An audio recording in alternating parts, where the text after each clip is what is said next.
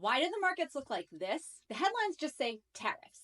But let's explain what's really going on. Think about the reciprocal tariffs the US just announced on our trade partners. In our last two videos, we explained that this cost either gets absorbed by foreign manufacturers who cut their profits to stay competitive, American companies cutting their profits, or prices for the US consumer just going up across the board.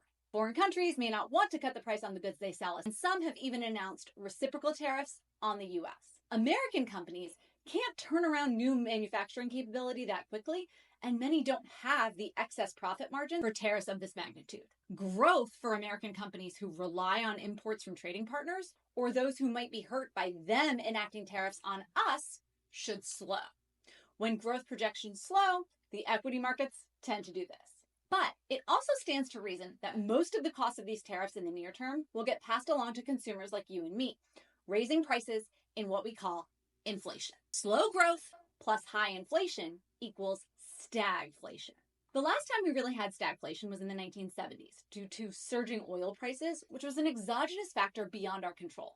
And the Fed went after the inflation side, not the stag, and raised interest rates north of 20% to bring prices down. Ultimately, though, we had to grow our way out of it. So now, investors are moving out of risky assets like equities into safer assets like treasuries in anticipation of the Fed not tackling the inflation side, but rather the stagnant or decreasing growth. The market is now pricing in a much higher likelihood of rate cuts at the next few Fed meetings. Now, you may hear theories floating around that this was the real aim of the tariffs, to pressure the Federal Reserve to cut rates so that the US can refinance $9.5 trillion of its debt at lower rates. Does that hold water?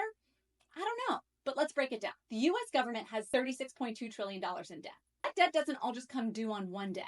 The Treasury issues bills, notes, and bonds that mature anywhere from 1 week to 30 years. And this makes sense, right? Because you don't want to have this massive concentration risk around a specific day or a year. Every month, the US Treasury holds a series of staggered auctions where it issues new debt. Each auction consists of tens of billions of new bonds. But that doesn't mean that the net debt of the country is growing by that amount. As each of these new bonds are getting issued, some old ones are maturing and getting paid back. Kind of like 2 steps forward, 1 step back. These bonds are not callable, meaning the US can't just pay them back early and reissue them with a lower interest rate if rates drop, like you can, say, with your mortgage. When you hear that the US has to refinance $9.1 trillion worth of debt this year, they're talking about this process. It's not unique to this year. It's not some cliff. It's just the order of magnitude of bonds rolling off and new bonds that need to be issued. Sure would be nice to issue those bonds at lower interest rates, right? And if the Fed cuts rates, doesn't that translate into lower rates on our debt? Not necessarily.